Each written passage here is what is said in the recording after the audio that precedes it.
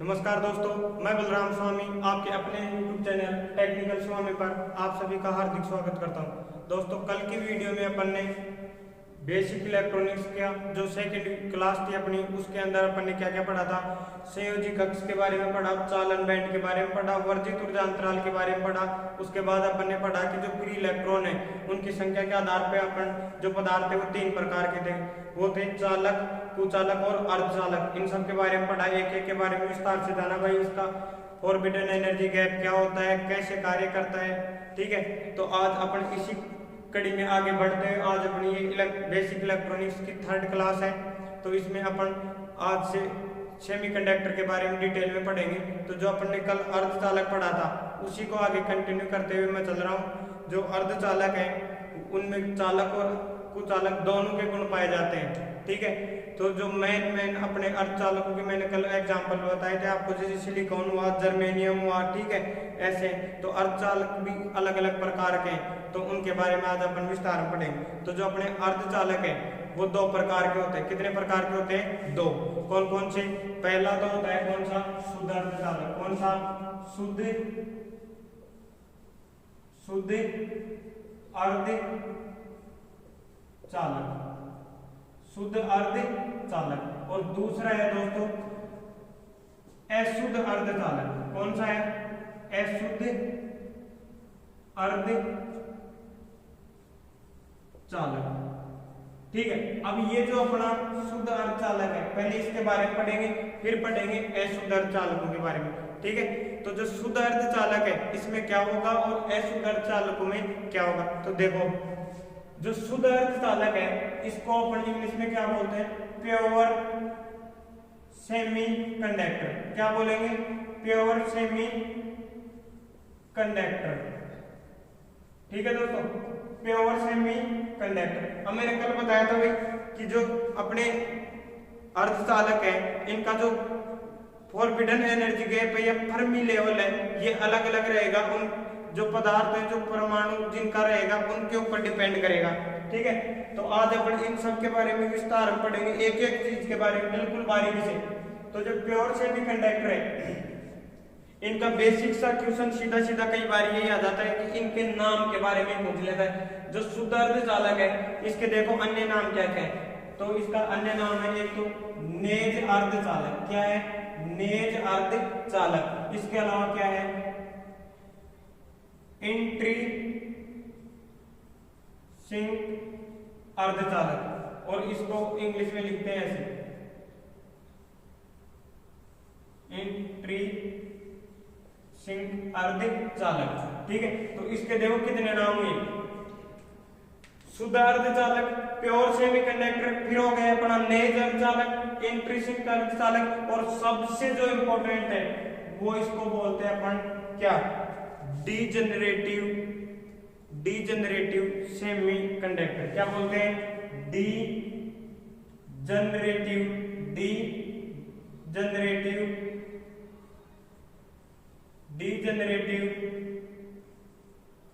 Semiconductor.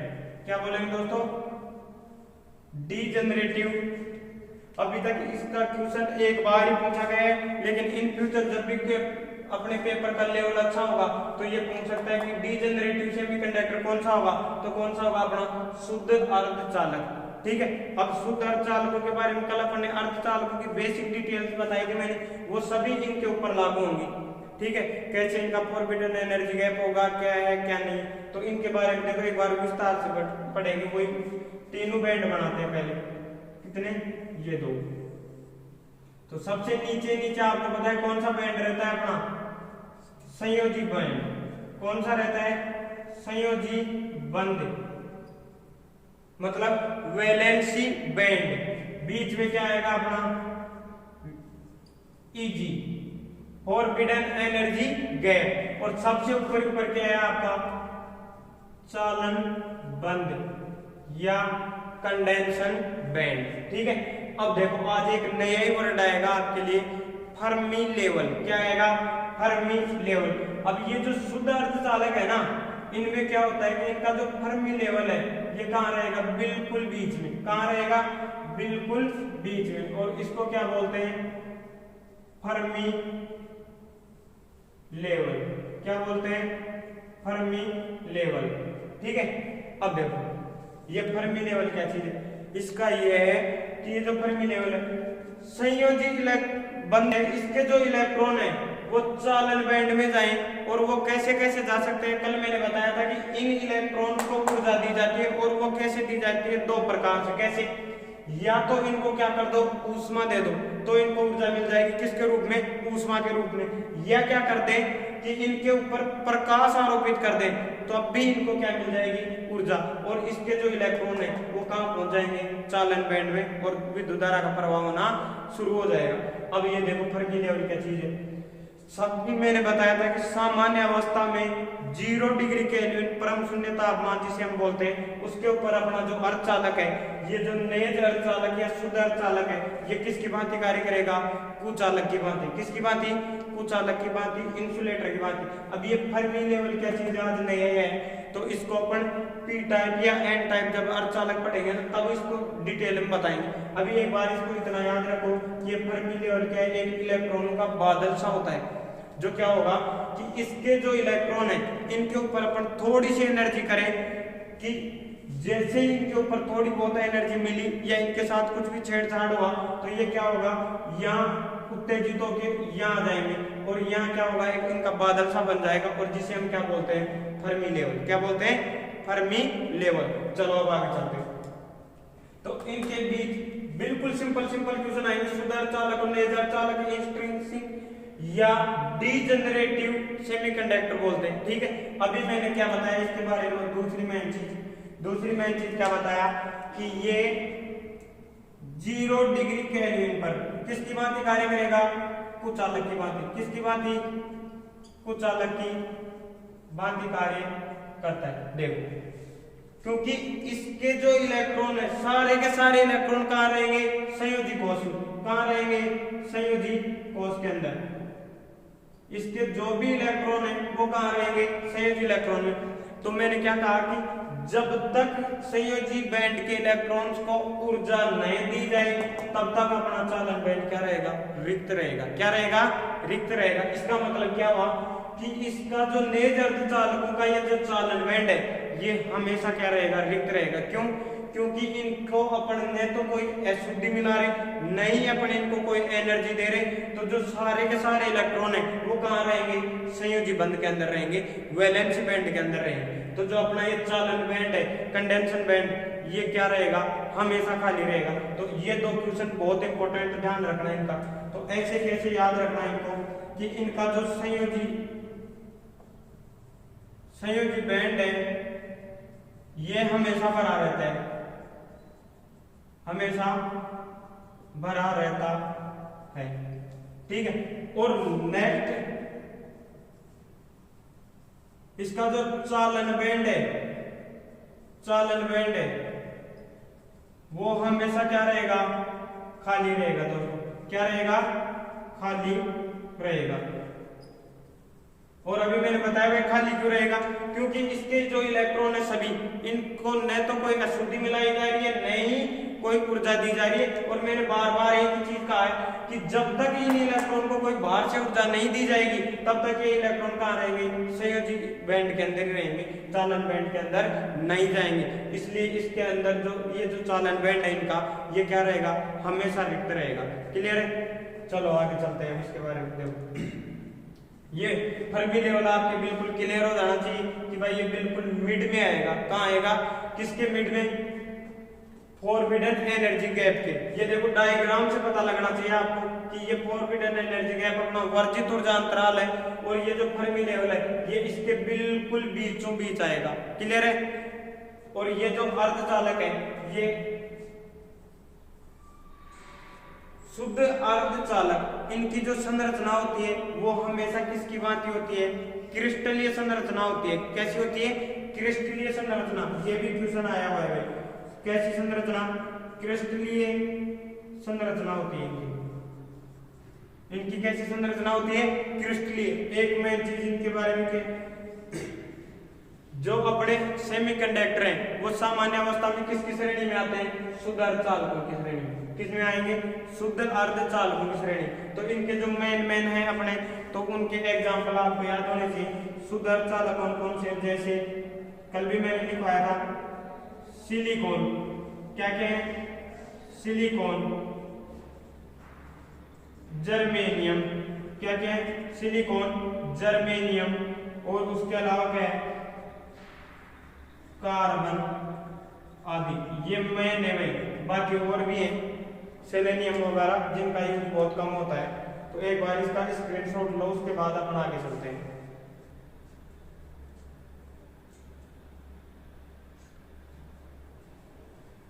चलो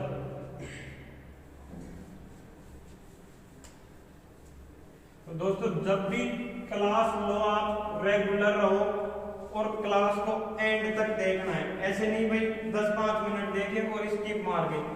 class and तक देखो और विश्वास दिलाता हूं अगर रेगुलर रहे और कंप्लीट अगर इलेक्ट्रॉनिक्स पढ़ ली तो मुझे नहीं लगता कोई क्वेश्चन बाहर से आ सकता है। और आपने ये चीज रियलाइज भी की होगी, ये तीसरी ही क्लास है अपनी। और अगर आपको अभी भी लगता है तो जो पिछले सालों के क्वेश्चन है उनको आप करके देखो, हल आराम से आसानी से क्वेश्चन होंगे। कल मैं बताना भूल गया, कल अपन ने जो क्वेश्चन पढ़ा था कि सामान्य अवस्था में जो संयोजी बैंड है अपना, वो हमेशा या तो भरा हुआ रहेगा या आंशिक रूप से भरा हुआ रहता है। तो ये क्वेश्चन मैंने कल ही देखा है, ये LMRC में आया हुआ है जो अभी एग्जाम लगी है। तो ये स्टेटमेंट के रूप में आया था, चालन बैंड और वैलेंस बैंड दोनों के बारे में पूछा था इसमें। ठीक है, अब चलते हैं अपन जो मेन अपने अर्धचालक हैं उनके बारे में पढ़ेंगे। तो जो शुद्ध अर्धचालक के बीच अभी मैंने सबसे पहले दिखाया आपको सिलिकॉन, किसके बारे में, सिलिकॉन के बारे में पढ़ेंगे। ठीक है, क्योंकि इनका भी कई बार क्वेश्चन पूछ लेता डायरेक्ट। तो सिलिकॉन और जर्मेनियम इन दो के बारे में पढ़ेंगे, बाकी फिर अपन शुद्ध अर्धचालक के बारे में पढ़ेंगे। ठीक है, तो जो सिलिकॉन है सबसे मेन चीज क्या है, सिलिकॉन। और सिलिकॉन हमें कैसे मिला भाई, ऐसे तो है नहीं जमीन पे कोई टुकड़ा पड़ा है हमने उठाया भाई ये लो ये सिलिकॉन है, या कोई हवा में लटक रहा है हमने पकड़ लिया भाई हाँ मिल गया सिलिकॉन।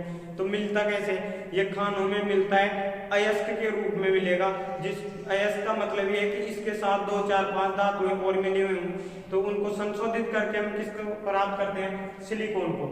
अब देखो ये क्या चीज है, सिलिकॉन है, इसको प्रदर्शित किया जाता है SI से। किससे प्रदर्शित करेंगे भाई, SI से। सिलिकॉन को किससे प्रदर्शित करेंगे, SI से। अब इसकी मेन जो क्वेश्चन है वो देखो डायरेक्ट, इसका जो परमाणु क्रमांक है, क्या परमाणु क्रमांक, और परमाणु क्रमांक का मतलब क्या होगा भाई कि इसके जो नाभिक में प्रोटॉनों की संख्या है और नाभिक के चारों ओर जो इलेक्ट्रॉनों की संख्या है वो क्या रहेगी, समान रहेगी। और जो प्रोटॉनिक संख्या होती है उसे हम क्या बोलते हैं, परमाणु क्रमांक बोलते हैं। क्लियर है, और वो कितनी रहेगी, 14।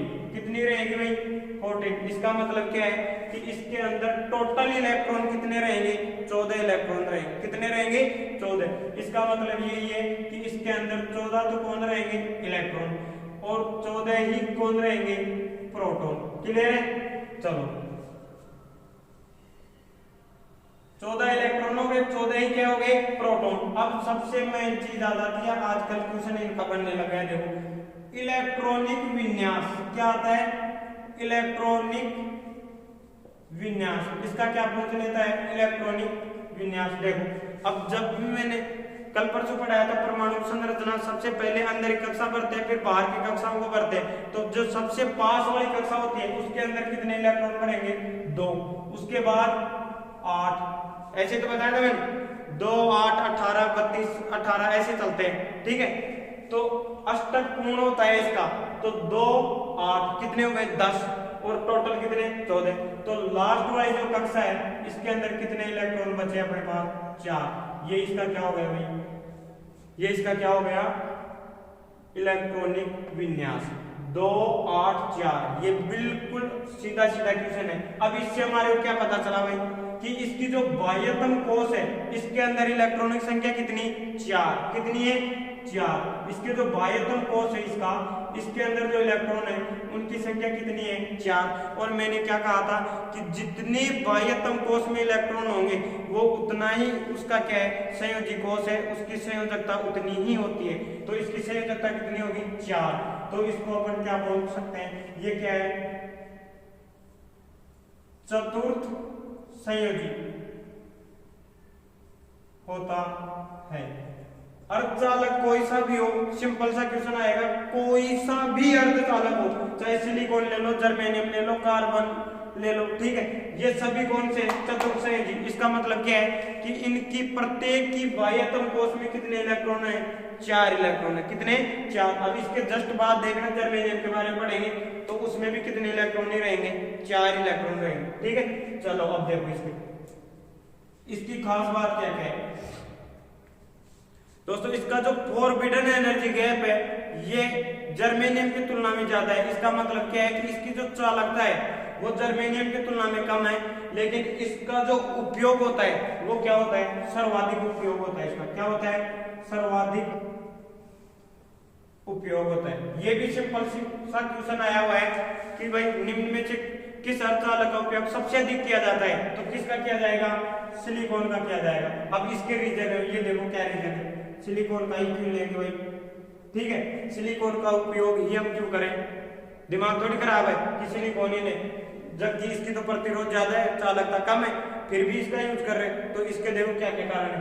एक तो इसकी जो ताप स्थिरता है, क्या है ताप स्थिरता अधिक होती है। क्या होती है अधिक होती है, इसकी जो ताप स्थिरता है वो अधिक होती है। दूसरा क्या कारण है भाई, इसका दूसरा क्या कारण है कि इसका जो लीकेज प्रतिरोध है,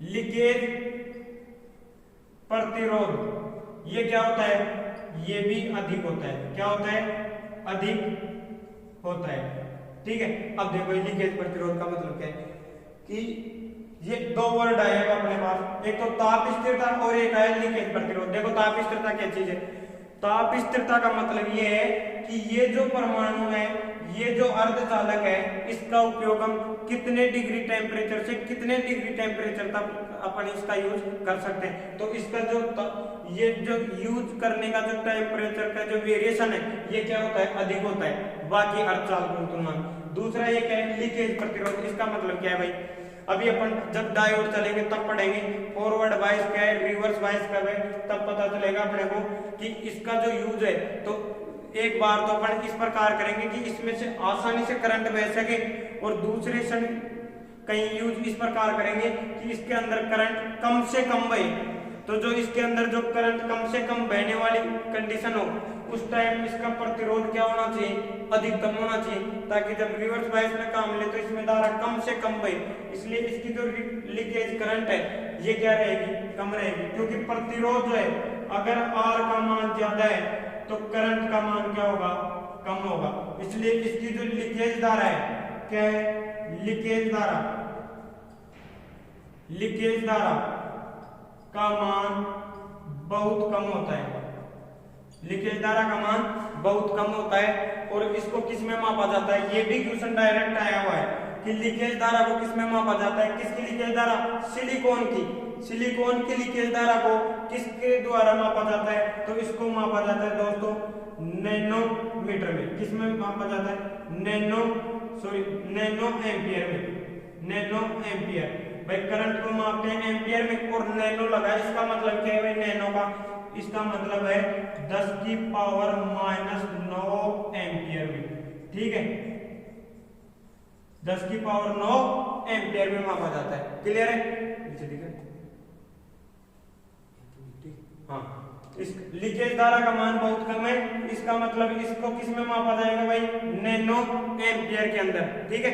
इसकी ये बहुत ही बेहतरीन क्वालिटी है कि लीकेज प्रतिरोध अधिक होगा, इसलिए इसका जो लीकेज करंट है वो क्या रहेगी कम से कम रहेगी, और कितनी रहेगी 10 की पावर -9 एम्पियर के बराबर, ठीक है। अब देखो ये जो ताप स्थिरता है इसकी ये अधिक होती है, और इसका मान कितना होता है -60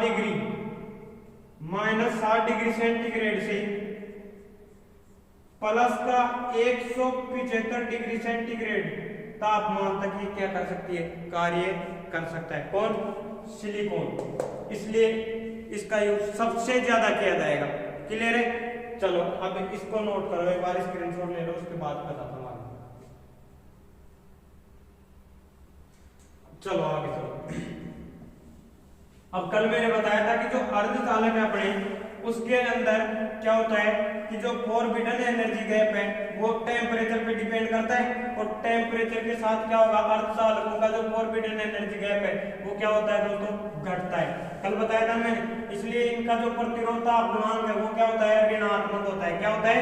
ऋणात्मक होता है। अब देखो इनका जो फॉरबिडन एनर्जी गैप है उसका मान क्या होगा।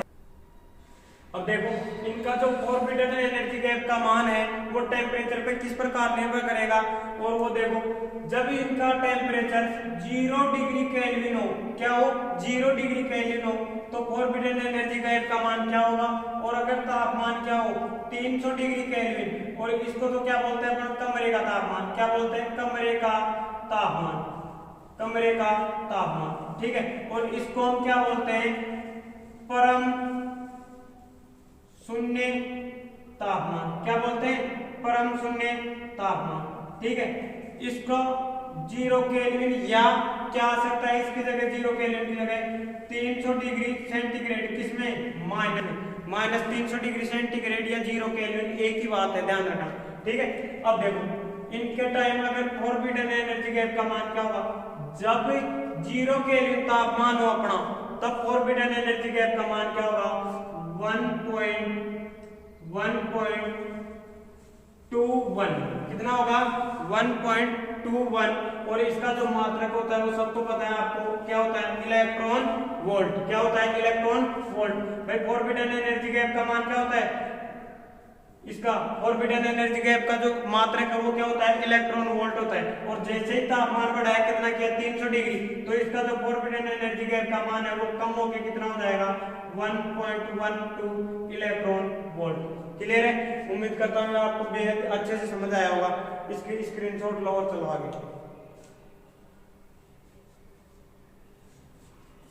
इसका जो फॉरबिडन एनर्जी गैप का मान है, इतना याद रखना है कि टेम्परेचर के साथ क्या होगा, घटेगा। क्या होगा, घटेगा। इसलिए तो इसका जो प्रतिरोधता गुणांक वो ऋणात्मक होता है। कल मैंने बताया था। अब दूसरा नंबर का जो मोस्ट है अपना वो है जर्मेनियम। क्या है, जर्मेनियम, ठीक है।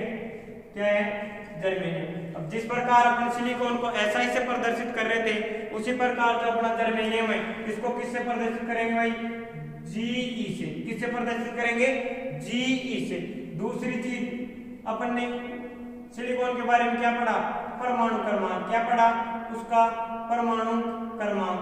और परमाणु क्रमांक का मतलब क्या है कि जो सिलिकॉन का जो परमाणु क्रमांक था वो कितना था, 14, और इसका जो परमाणु क्रमांक है वो कितना होगा भाई, 32। कितना होगा, 32। और इस 32 का मतलब क्या है कि उसकी नाभिक के अंदर 32 ही तो क्या रहेंगे, प्रोटॉन। क्या रहेंगे, प्रोटॉन।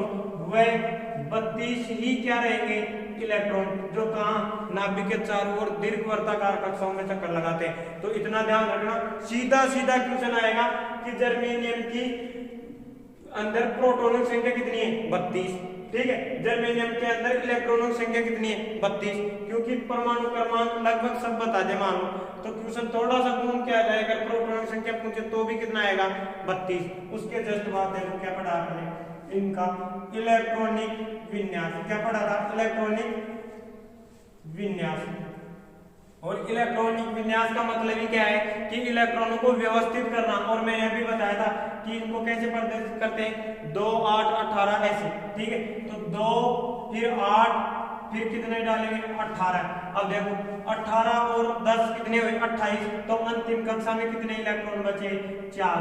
जो मैंने पहले अभी सिलिकॉन के टाइम में बताया था कि अर्धचालक कैसा भी हो, प्रत्येक अर्धचालक की बाह्यतम कोश में कितने इलेक्ट्रॉन रहेंगे दोस्तों, 4 इलेक्ट्रॉन रहेंगे। कितने रहेंगे, 4 इलेक्ट्रॉन रहेंगे। इसका मतलब जो जर्मेनियम है ये भी अपना कौन सा है, चतुर्थ संयोजीय। कौन सा है, चतुर्थ संयोजीय। क्लियर है? चलो अब देखो, इसका फॉरबिडन एनर्जी गैप का मान कम होता है, लेकिन फिर भी इसका यूज कम किया जाता है सिलिकॉन की तुलना में।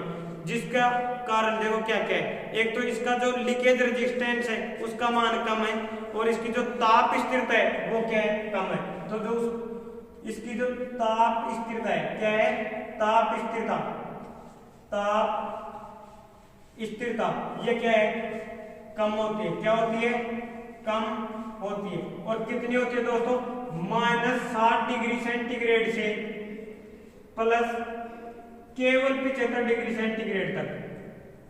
ठीक है, इसका मतलब ये मैक्सिमम कितने डिग्री टेम्परेचर पे कार्य कर सकता है, 75 डिग्री सेंटीग्रेड पे। ठीक है, अब देखो नेक्स्ट बात क्या है कि इसका जो लीकेज रेजिस्टेंस है वो क्या होता है, कम होता है। क्या होता है, लीकेज प्रतिरोध। भाई रेजिस्टेंस को हिंदी में क्या बोलते हैं, प्रतिरोध, और लीकेज को बोलते हैं क्षरण।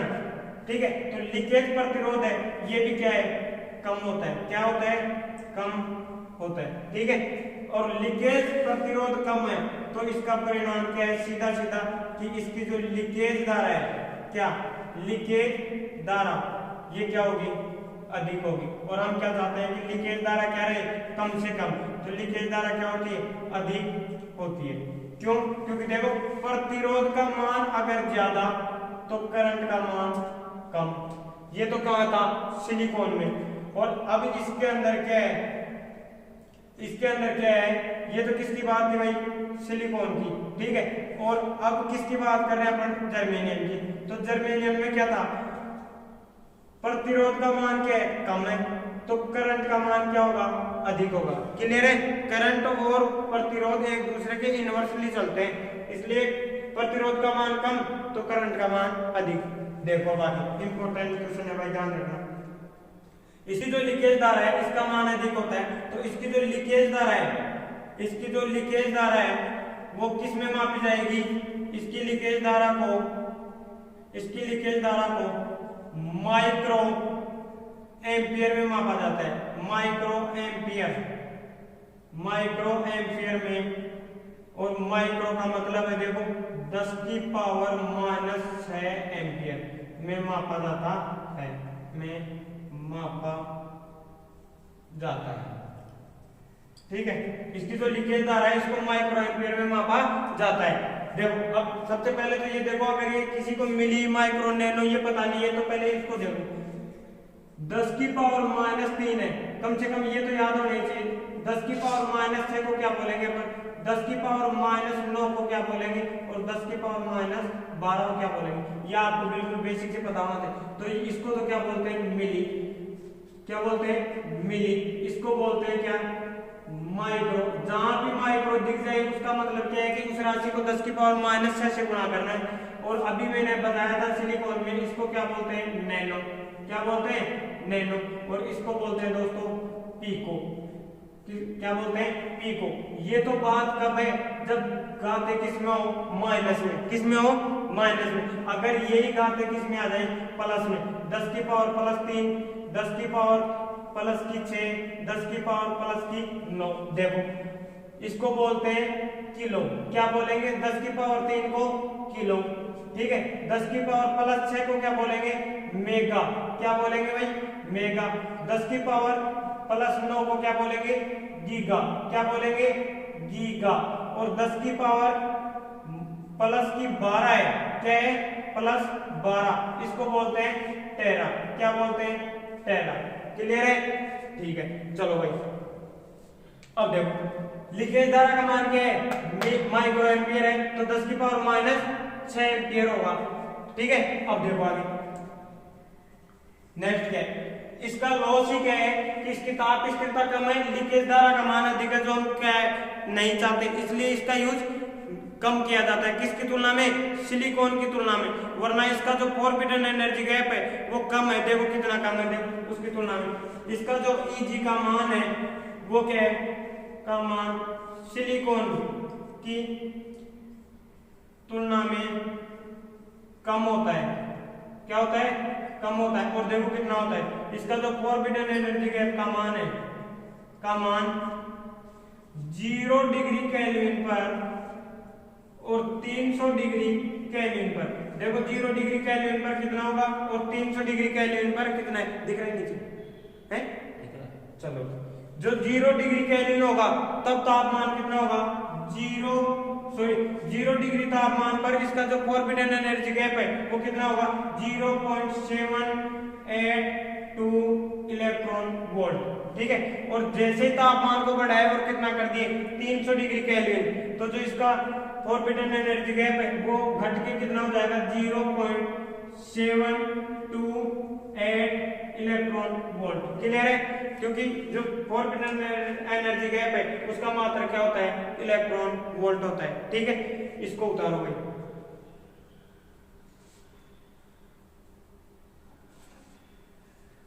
उम्मीद करता हूँ आपको ये बहुत ही बेहद अच्छे से समझ आया होगा। अगर वीडियो अच्छी लगे तो लाइक करें और वीडियो को ज्यादा से ज्यादा शेयर करें। और बाकी मेरे को आप सभी से बहुत अच्छी उम्मीद है और आपने बहुत अच्छा साथ दिया है, अच्छा खासा रेस्पॉन्स है, उसके लिए मैं आप सभी का आभारी हूँ। और आपके नोट्स थे उनका काम प्रॉपर चल रहा है, जैसे अपना चैप्टर खत्म होगा नोट्स डाल दिए जाएंगे। ठीक है, और नोट्स आने दो, उसके बाद देखना बहुत ही बेहद उत्तम क्वालिटी के नोट्स तैयार किए जा रहे हैं। ठीक है, चलो आगे। अपना जो शुद्ध अर्धचालक है वो कंप्लीट हो चुका है। ठीक है, अब जो अर्धचालक पढ़ेंगे अपन वो पढ़ेंगे अशुद्ध अर्धचालक। कौन सा, अशुद्ध अर्धचालक। दूसरा प्रकार था ना ये मेन, अशुद्ध अर्धचालक। अशुद्ध अर्धचालक क्या है, अशुद्ध अर्धचालक है भाई, अशुद्ध अर्धचालक। देखो इसको क्या बोलेंगे, सिंपल सा समझो इसको भाई। शुद्ध कोई भी चीज कब रहती है, जब वो अकेली रहे, और अशुद्ध कब हो, जब उसके अंदर कोई ना कोई और दूसरी वस्तु मिला दे तो क्या हो जाएगा, वो अशुद्ध हो जाएगा।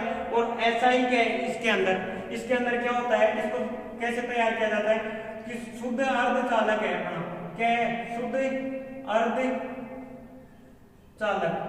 शुद्ध अर्धचालक है, इसके अंदर प्लस क्या मिलाया जाता है, अशुद्धि। क्या मिलाया जाता है, अशुद्धि मिलाई जाती है, अशुद्धि। ठीक है, इन दोनों से मिलकर क्या बनता है अपना, अशुद्ध अर्धचालक बनता है। ठीक है, अशुद्ध अर्धचालक। अब देखो इसके अन्य नाम क्या क्या है, इसको बहुत ही अच्छे से याद रखना भाई। एक तो इसका नाम होता है एक्सट्रिंसिक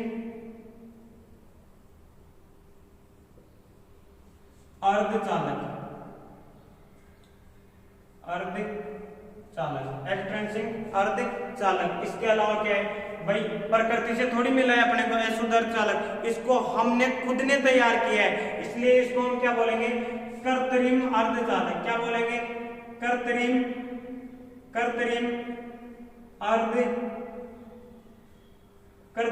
अर्धचालक। ठीक है, उसके अलावा देखो इसको क्या बोल सकते हैं अपन कि इसके अंदर जो ये अशुद्धि मिलाई जाती है और जो मिलाने की जो प्रवृत्ति है इसको हम क्या बोलते हैं, डोपिंग। क्या बोलते हैं, डोपिंग। और इसी के आधार पे इसका नाम पड़ा हुआ है, वो क्या है, डोप्ड।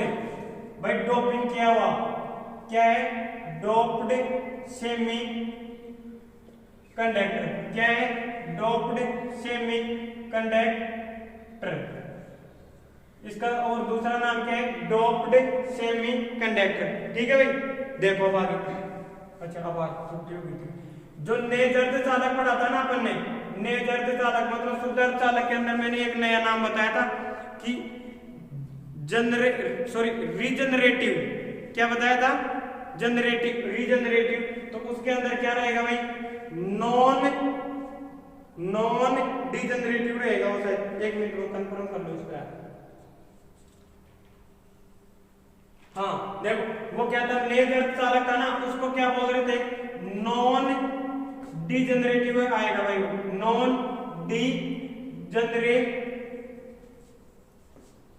डिजनरेटिव आएगा भाई। ठीक है, अगर किसी ने उसको नोट किया है तो उसको एडिट कर लेना। ठीक है, उस नेज अर्धचालक का जो नया नाम है वो क्या है, नॉन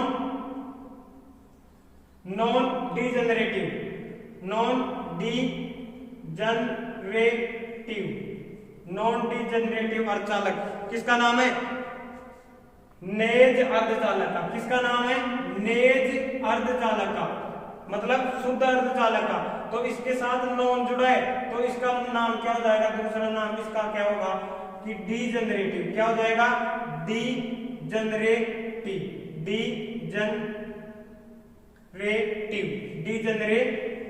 इसका दूसरा नाम क्या हो जाएगा भाई, डीजेनरेटिव सेमीकंडक्टर। किसका नाम है, शुद्ध अर्धचालक का। जबकि नॉन डीजेनरेटिव किसका नाम था, शुद्ध अर्धचालक का। चलो आगे चलते हैं। देखो अभी मैंने क्या बताया था कि चालन बैंड के संयोजी बैंड के जो इलेक्ट्रॉन है उनको चालन बैंड में ले जाने के लिए क्या करना पड़ेगा, ये तो ऊर्जा दो उनको। कैसे, या तो तापमान या प्रकाश, या और अलग मेथड क्या है कि जो उनके इलेक्ट्रॉन है उनको तोड़ दो बाह्य कोश से। तो क्या होगा, ये जो इलेक्ट्रॉन है वो गति करने लगेंगे और क्या होगा, धारा का प्रभाव होगा। इसलिए इसको गति करवाने के लिए क्या मिलाई जाती है, इसके अंदर अशुद्धि मिलाई जाती है। क्लियर है। तो देखो जो अपना अशुद्ध अर्धचालक है इसका सिंपल देखो, पहले तो इनके नाम ही देख लो, एक्सट्रिंसिक अर्धचालक, कृत्रिम अर्धचालक, डोप्ड सेमीकंडक्टर और जनरेटिव। क्या है, जनरेटिव। और ये जो है ये नॉन डीजेनरेटिव है, कौन सा, नेज अर्धचालक या शुद्ध अर्धचालक। ठीक है, इसको एडिट कर लेना। अब देखो आगे इसमें क्या है, जो अशुद्ध अर्धचालक अपना, इसकी जो चालकता है शुद्ध अर्धचालकों की तुलना में क्या होगी, अधिक होगी। क्या होगी, अधिक होती है। अब ये जो चालक है, अर्धचालक है, ये कितने प्रकार के होंगे, दो। कितने प्रकार के, ये कितने प्रकार के होते हैं, दो प्रकार के होते हैं। कितने प्रकार के होते हैं, दो। कौन कौन से, पी टाइप और एन टाइप, दो प्रकार के होते हैं। कितने प्रकार के होते हैं, दो। कौन कौन सा, पहला तो पी टाइप, दूसरा क्या है भाई, एन टाइप। क्या है, एन टाइप। इसका मतलब क्या है, पी प्रकार के अर्धचालक और एन प्रकार के अर्धचालक। अभी इनके बारे में एक एक के बारे में पढ़ेंगे कि जब पी प्रकार का अर्धचालक है वो तो कब बनेगा, और एन प्रकार का जो अर्धचालक है वो अपना कब बनेगा, और इनका जो ऑर्बिटल एनर्जी गैप वो कैसे वेरिएशन करेगा। ठीक है, चलो अब आगे एक बार इसका स्क्रीनशॉट ले लो, उसके बाद आगे चलते हैं।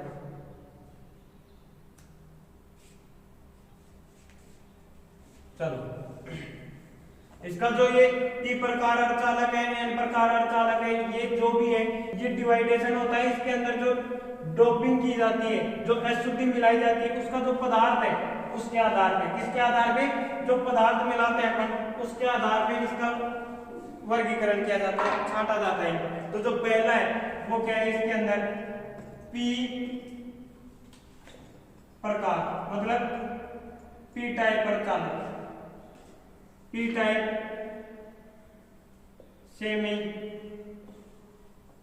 कंडक्टर।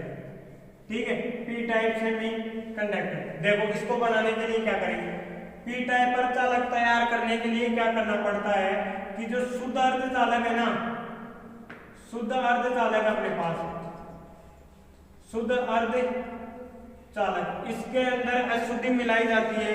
और कौन सी मिलाई जाती है, वो मिलाई जाती है त्रिसंयोजी। कौन सी मिलाई जाती है, त्रिसंयोजी, त्रिसंयोजी।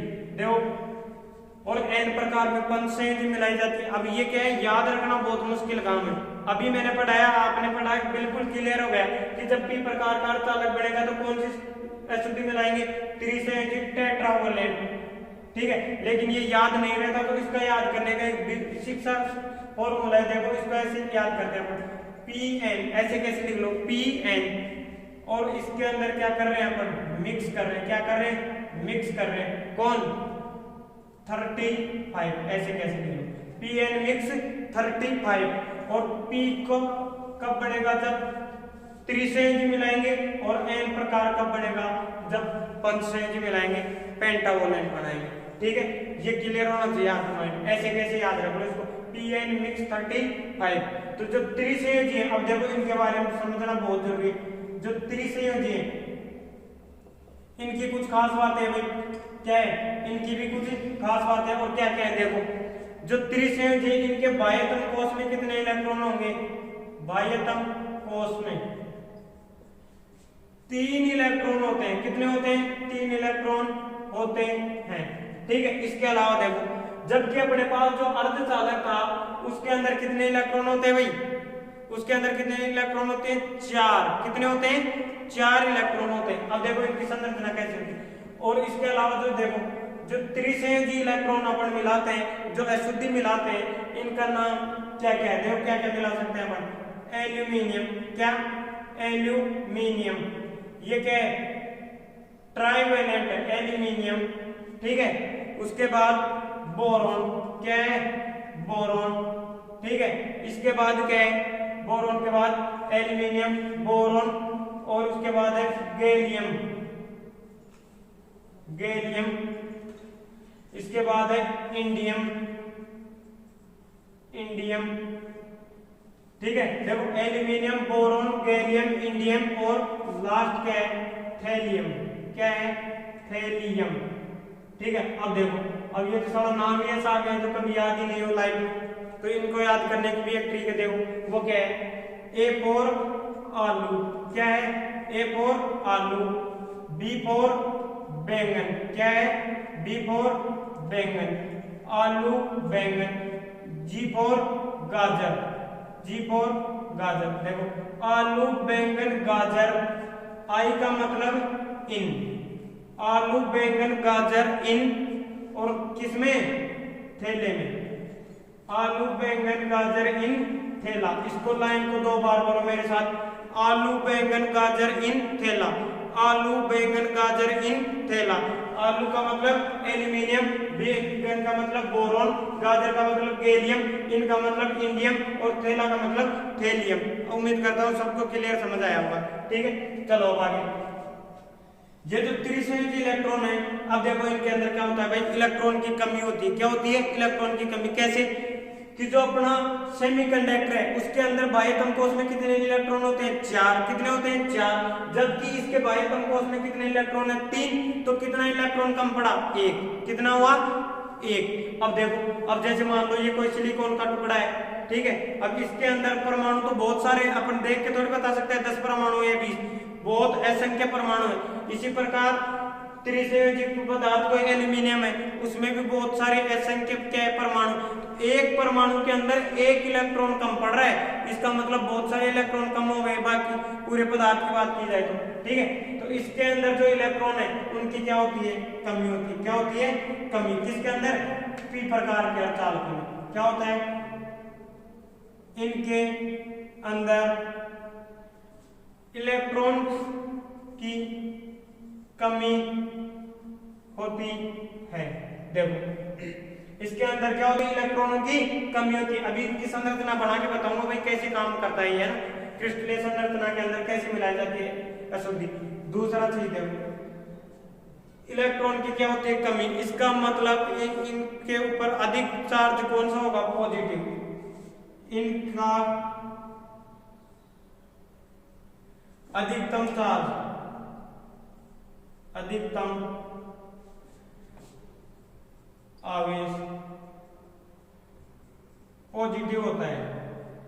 पॉजिटिव होता है। और वो क्यों? क्योंकि इनके अंदर अधिकतम मात्रा में कौन पाए जाते हैं? होल। कौन होते हैं? होल। कौन होते हैं? होल। और होल से, होल्स की क्या है? अधिकता रहती है। क्या रहती है? अधिकता। इसका मतलब इनके अंदर जो माइनॉरिटी चार्ज कैरियर है वो तो क्या? इलेक्ट्रॉन। सीधा सीधा क्वेश्चन आता है कि पी प्रकार का जो अर्धचालक है उसके अंदर अल्पसंख्यक आवेश वाहक कौन होगा? तो कौन होगा? इलेक्ट्रॉन। भाई जिसकी कमी हो वो अल्पसंख्यक होगा है ना।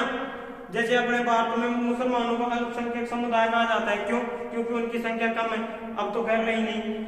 तो इनका क्या है कि इलेक्ट्रॉनों की क्या है? कमी है, जबकि होल्स की क्या है? अधिकता है। तो जो बहुसंख्यक आवेश वाहक है वो कौन है? इसके अंदर होल है। कौन है? होल है। जो अपना मेजॉरिटी चार्ज कैरियर है वो इसके अंदर कौन है? होल है। और इसके अंदर जो धारा का प्रवाह होता है, किसका? धारा का प्रवाह होता है। प्रवाह होता है वह किसके कारण होता है? प्रवाह होल्स के कारण होता है। किसके कारण होता है? होल्स के कारण होता है। किसके कारण होता है? होल्स के कारण होता है, क्योंकि मेजॉरिटी चार्ज कैरियर क्या है? ज्यादा है। कौन सा? होल। ठीक है। चलो एक बार इसको उतारो आप, उसके बाद चलते हैं पढ़ा के। हाँ देखो इसकी संरचना देखो भाई, ये जो त्रिसंयोजी है अपना, ये मिलाया कैसे जाता है इसको देखो ध्यान से, ये बेहद जरूरी है सीखना। फिर उसके बाद इसका फर्मी लेवल बताऊंगा आपको, देखो फर्मी लेवल क्या चीज है, ठीक है। देखो अभी मैंने बताया कि जो सिलिकॉन है, जैसे मान लो अर्धचालक अपने क्या लिया है, सिलिकॉन लिया है, क्या लिया है, सिलिकॉन। और सिलिकॉन क्या है, एक क्रिस्टलीय संरचना बनाता है, क्या बनाता है, क्रिस्टलीय संरचना बनाता है। और त्रिसंयोजी अपने को लेना है, तो त्रिसंयोजी मान लो क्या लिया अपने अशुद्धि के रूप में एल्यूमिनियम लिया है, क्या लिया है, एल्यूमिनियम लिया है। तो ये जो सिलिकॉन है ये एल्यूमिनियम के साथ क्या करेगा, बंध बनाएगा, बॉन्ड बनाएगा। तो इसके सिलिकॉन की जो संरचना होती है वो देखो कुछ इस प्रकार होगी, क्रिस्टलीय संरचना होगी, क्या होगी, क्रिस्टलीय संरचना होगी, देखो। और इसको ध्यान से समझना भाई, ये बेहद जरूरी है, यहीं से इसका पूरा मामला क्लियर होगा। देखो अभी ये क्या है, एक दूसरे से जुड़े रहते हैं, और जुड़े रहने का मतलब क्या है, ये इधर नीचे और होगा, बहुत सारे परमाणु होते हैं, ये तो मैंने 2-4 लिए, ठीक है। अब देखो अभी अच्छे से समझाता हूँ सबको, एक एक के बारे में बात करेंगे। अब ये है क्या चीज, देखो सभी एक दूसरे से जुड़े होंगे, एक पिंजरा सी संरचना बन जाएगी, देखो बनी नहीं बनी। अभी देखो अब क्या है भाई, जो सिलिकॉन है इसके बाह्यतम कोश में कितने इलेक्ट्रॉन, 4। इसका मतलब एक सिलिकॉन का परमाणु कितने इलेक्ट्रॉनों का साझा कर सकता है, 4 का। कितने का कर सकता है, 4 इलेक्ट्रॉनों का क्या कर सकता है, साझा कर सकता है। इसका मतलब देखो ये जो इलेक्ट्रॉन है अपना, इसके पास कितने इलेक्ट्रॉन है, 4। एक ये हो गया, तो एक इसका हुआ, ठीक है, 2 हो गया। अब एक इसका यहाँ हो गया, तो एक इसका हो गया। देखो कितने इलेक्ट्रॉन साझा कर लिया, 2 तो यहाँ कर चुका, तीसरा कहाँ करेगा, यहाँ, एक एल्यूमिनियम का। और एक ऐसे कैसे ऊपर चला जाएगा, ये भी ऐसे ऊपर चला जाएगा, ये भी ऊपर चला जाएगा, ये इधर भी बैलेंस बनाएगा, ये भी इधर बैलेंस बनाएगा, ठीक है, ये इधर बैलेंस बनाएगा अपना, ठीक है, ये नीचे की साइड और बनाएगा, ये भी और ये भी। देखो एक जो सिलिकॉन का परमाणु है 4 के साथ जुड़ेगा, देखो कैसे, ये जो सर इसको देखो ध्यान से, ये क्या करेगा, एक परमाणु अब इधर कोई सिलिकॉन होता उससे लेता और एक उसको देता, ठीक है, ऐसे ये क्या करता, बंध बनाता। तो ये देखो अब सब क्या कर रहे हैं, एक दूसरे के साथ क्या कर रहे हैं, बंध में बंधे हुए, क्या है, बंध में बंधे हुए। अब देखो अब गौर करने लायक बात क्या है भाई, सिलिकॉन के पास इलेक्ट्रॉन कितने, 4, जबकि अपने एल्यूमिनियम के पास कितने इलेक्ट्रॉन है भाई, 3 ही है। अब देखो 1, 2 और 3 कितने हो गए, 1, 2 और 3। अब एल्यूमिनियम के इलेक्ट्रॉन तो पूरे हो गए, अब ये बैलेंस कैसे बनाए, अब बल्कि इसका तो इलेक्ट्रॉन रह गया ना यहाँ, इसका क्या रह गया, ये इलेक्ट्रॉन रह गया। अब इससे बंद कैसे बनाइए, तो इसकी जो इलेक्ट्रॉन की जो कमी है इसको पूरा करने के लिए यहाँ किसका निर्माण हो जाता है, एक होल का, किसका, एक होल, एक छिद्र बन जाता है, क्वार्टर जिसको बोलते हैं हिंदी में, इसको हम क्या बोलेंगे, होल बोलेंगे, क्या बोलेंगे भाई, होल।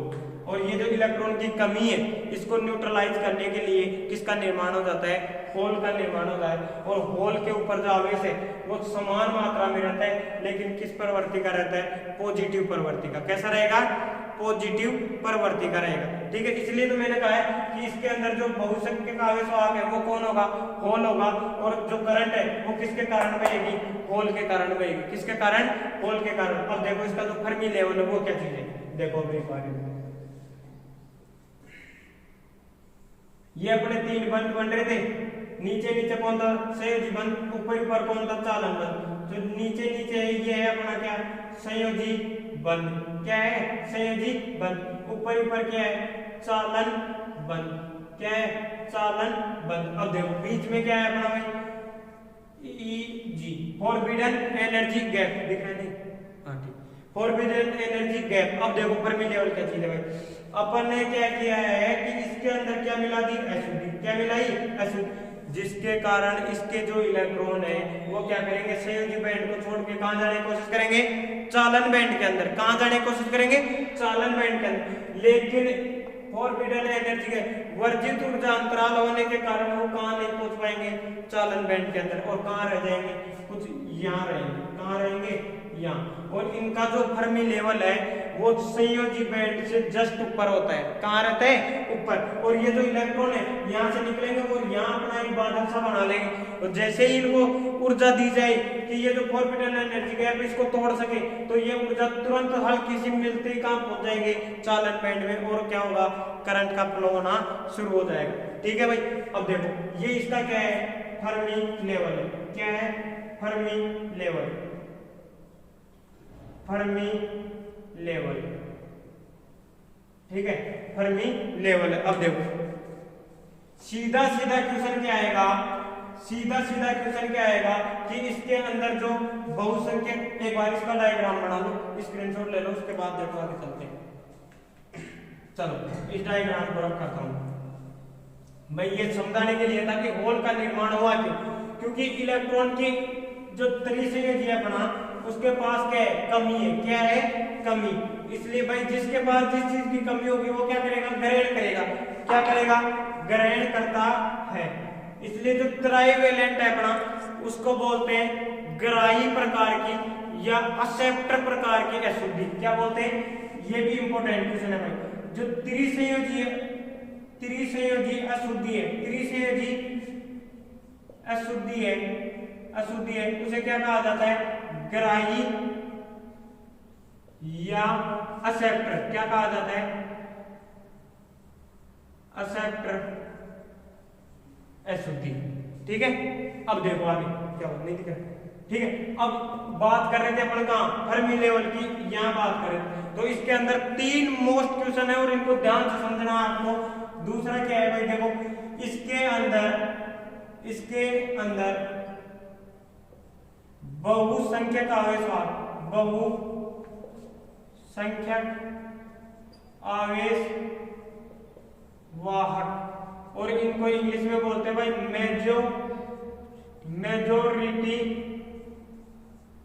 मेजोरिटी, और आवेश को बोलते हैं चार्ज। दिख रहे होंगे? Charge carrier. कैरियर का मतलब है ले जाने वाला। बहुसंख्यक आवेशवाहक होल होता है। कौन होता है? होल होता है। कौन होता है? होल होता है।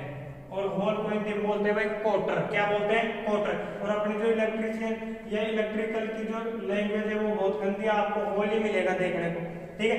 अब इसके अंदर जो अल्पसंख्यक है, कौन? अल्पसंख्यक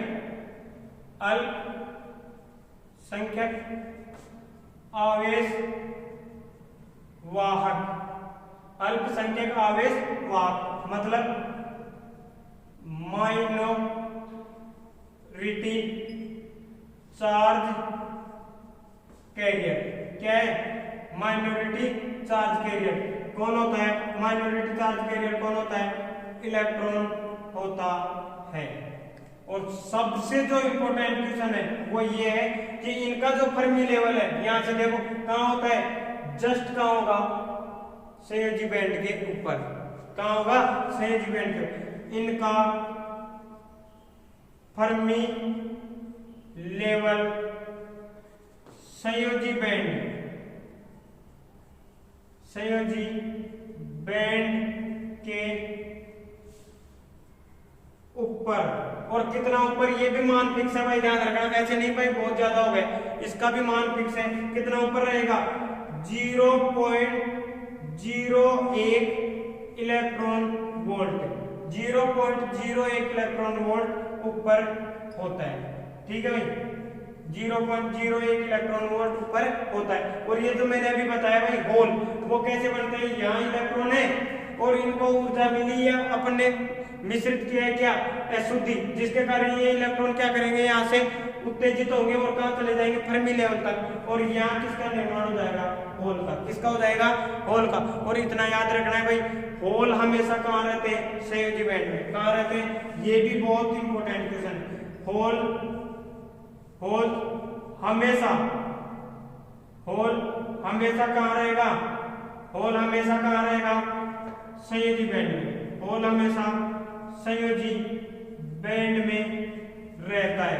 कहाँ रहता है? संयोजी बैंड में रहता है। क्लियर है? अब देखो इनकी जो चालकता है वो किन की तुलना में कम रहती है, एन प्रकार के अर्धचालकों की तुलना में कम रहती है। एक बार इसका स्क्रीनशॉट लो, फिर चलते हैं।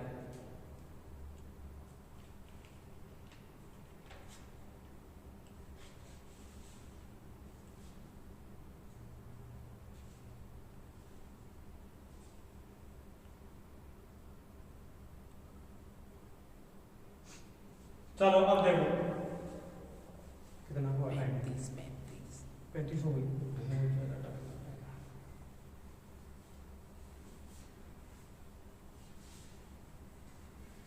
चलो आगे, अब नेक्स्ट है अपना एन टाइप अर्धचालक। चलो दोस्तों आज काफी टाइम हो चुका है, एन टाइप अर्धचालक अपन कल पढ़ेंगे। कल अपन कोशिश करेंगे कि एन टाइप अर्धचालक पढ़ें और उसके बाद अपन पढ़ेंगे कि डायोड वगैरह के बारे में। ठीक है, उम्मीद करता हूँ वीडियो आपको अच्छी लगी। अगर समझ में ढंग से आए तो कमेंट करें एक एक लड़का, ताकि मुझे पता लग सके कि भाई कौन चैनल पे रेगुलर रह के पढ़ाई कर रहा है। और वीडियो को लाइक करें, ज़्यादा से ज़्यादा शेयर करें, ताकि अपना चैनल अच्छे से ग्रोथ कर सके और मुझे भी कॉन्फिडेंस मिले, ताकि और अच्छे से मेहनत कर सकूँ। Thank you.